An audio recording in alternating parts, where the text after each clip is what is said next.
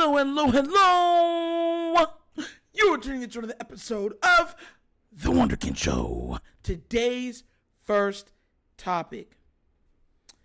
It is time for Lamar Jackson to put on the Superman cape. Look, this is like one of those episodes where it's truth.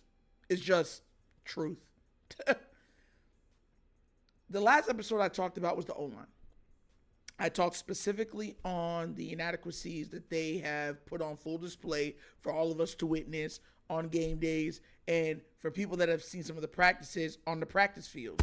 And those problems that they're having with the O-line is not just putting this offense in bad predicaments, forcing them to sputter at crucial points in the game, but it's putting the health and wellness of Lamar Jackson at risk also.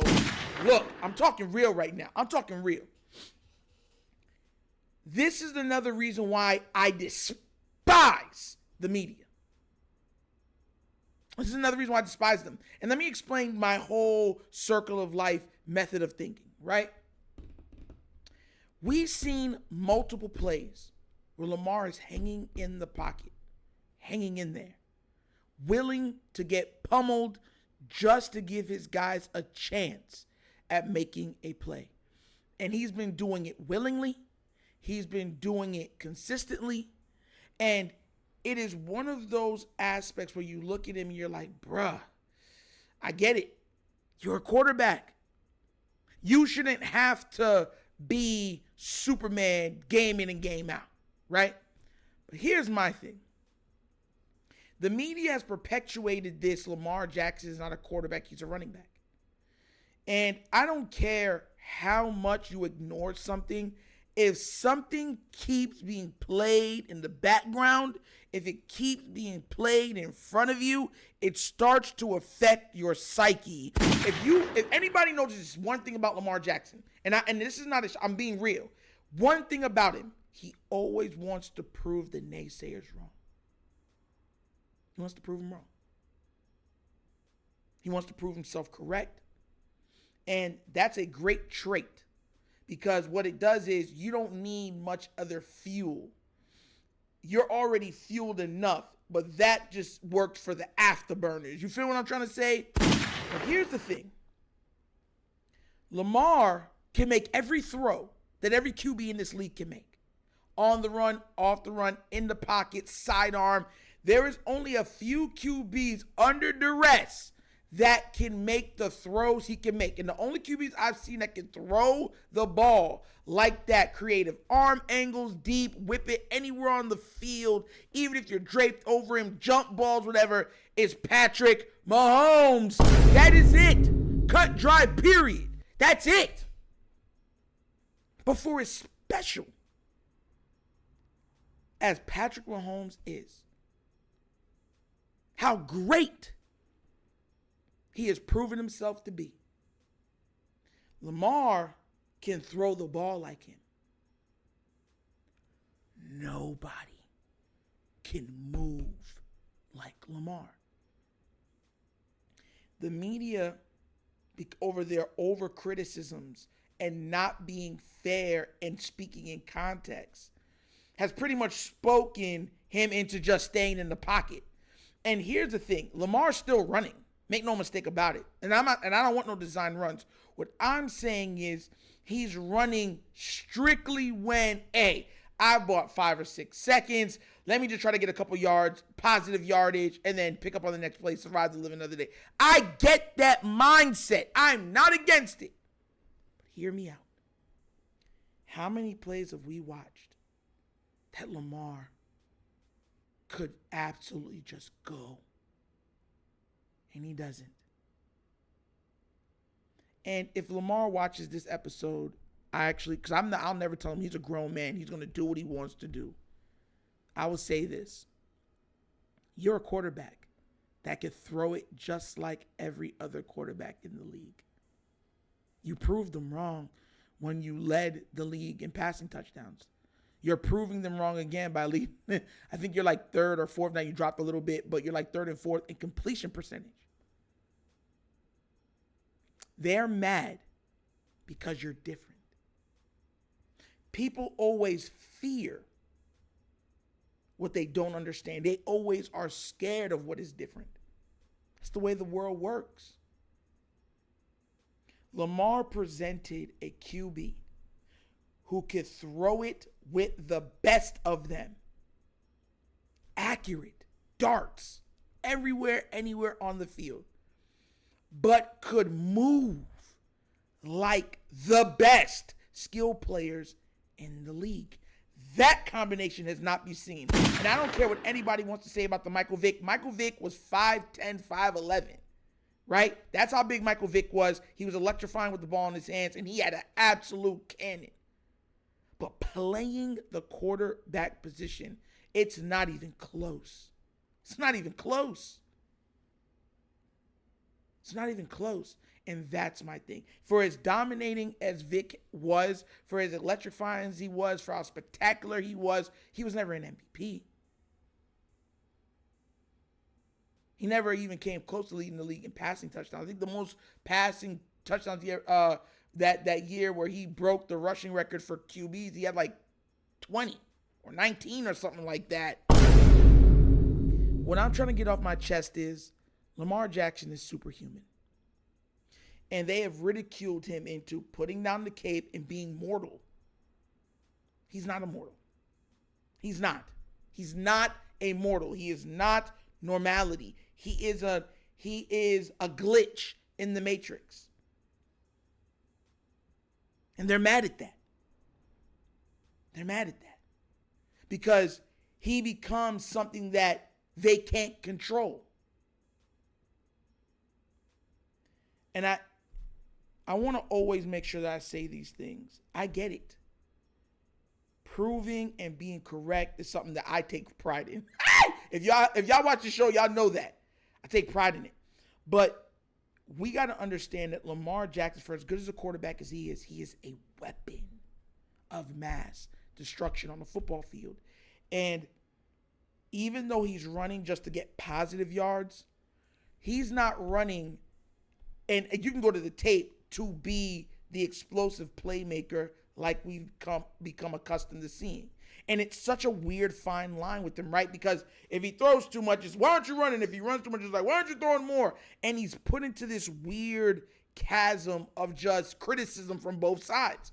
I'm not criticizing him. I'm not. What I'm doing is criticizing the network of people, of writers, of media heads, sportcasters that have cast a negative light on all of his abilities to try to box him in when his natural ability is controlled chaos. That's when he shines. This O-line is not going to do him no favors. None. If Lamar is going to finish this season and try to make a run at the Super Bowl, he has to at this point. Ronnie Stanley and them are going to get him killed.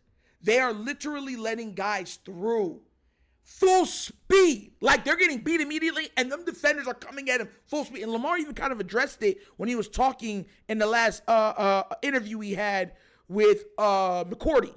When he said, yeah, these D linemen getting fast. They out there trying to get me. They trying to get me. Yeah. Because we already know that the league allows them to tee off on him. And he knows it. If he's out of bounds, well, why did you run? If he wasn't running so much, we would have hit him like that. But they don't do that to Josh Allen. You see when Josh Allen runs, they move out of the way. They try to side tackle him. Same thing with Patrick Mahomes. Same thing with Justin Herbert. Same thing with Trevor Lawrence. It's the funniest thing about, he's a runner. We can hit Lamar. But when they're open field runners, it's like, but they still a quarterback, bro. They still a quarterback. You just can't hit him like that, bro. If somebody straight up spears, full on good tackle, a quarterback trying to make a move in the open field and puts them down, it's a flag for them. This is the weird chasm that they've placed him in. And I blame also the league. Because he shouldn't have to. But now he's going to have to, because Lamar is such a weird character in this league because it's even though people we love Lamar, no, it's everybody against him because the media has already set in narratives to go against him. He's the villain of this story. I'm letting y'all know this now. He is not the hero. He is the hero. The most you might get is the anti-hero. But he's not the hero, the protagonist of this story. He has to force himself into that.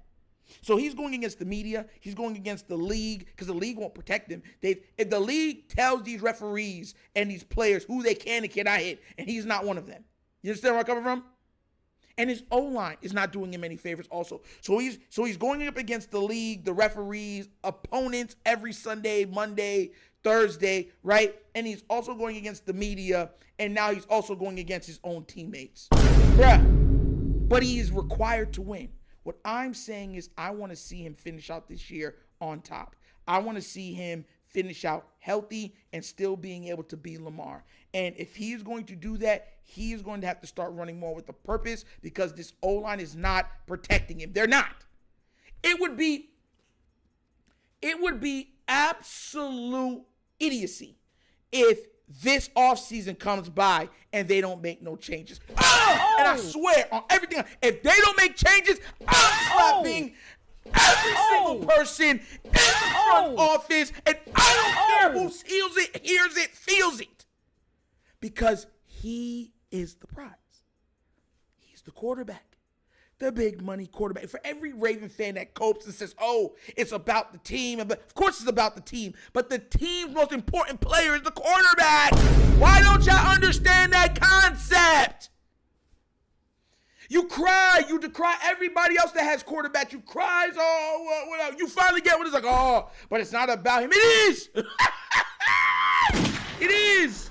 Do you look at the Green Bay Packers and don't think of Brett Favre and Aaron Rodgers? All the interceptions that Eli threw. Don't you think about Eli when it comes to the Giants? Patrick Mahomes when it comes to the Kansas City Chiefs? Joe Burrow when it comes to the Bengals? Look at all the talent that's on that team. But it's about Joe Burrow. That's just the way it works. It's the way the NFL wanted it to be. That's the way that they've made their product. All I'm saying is for Lamar to finish this season healthy, to continue to be successful at a high level. He does not have the protection or that one guy on the outside that wins all the time. So he has to almost throttle a line that nobody else in the league can throttle. Pause. He has to. And mind you, I'm not telling that brother how to play at all. I'm not. He marches to the beat of his own drum. But what I will say is that once again, the media has caused a lot of this. A lot of you Raven fans have caused a lot of this. Because instead of just saying, bruh, we see the inadequacies of the squad. We know the O-line's not blocking. We know he doesn't have the best receiver. He's just trying his best to win. It wasn't enough. It wasn't enough. I'm not saying when I say to be Superman, because the cape doesn't make the man. But that man is always different when that cape goes on. You understand where I'm coming from? And Lamar has to put that black and purple cape on. He has to. If he wants to win the Super Bowl, that's the only way I could see it happening. Because no matter how well Zay plays at times, he doesn't have Mark Andrews, his security blanket anymore, for off-script plays. So it's all on if he can run this offense and keep them on the field, either in long drive positions or getting the touchdown. That means keeping the train moving. Because they're not going to blame Ronnie Stanley. They're not going to blame John Harbaugh. They're going to blame him. But what do you guys think? Am I tripping? Am I overlooking the great talent of offensive line players that we have there? Or am I just bringing a Lamar, lover, whatever you want to call it? Let me know down in the comment section, please. Because I feel like I'm speaking truth in this. But as always, that's the episode of The WunderkindShow. Thank you for watching. Y'all know how we get down. We have fun and we laugh. But everything we talk about rooted in what? facts and truth.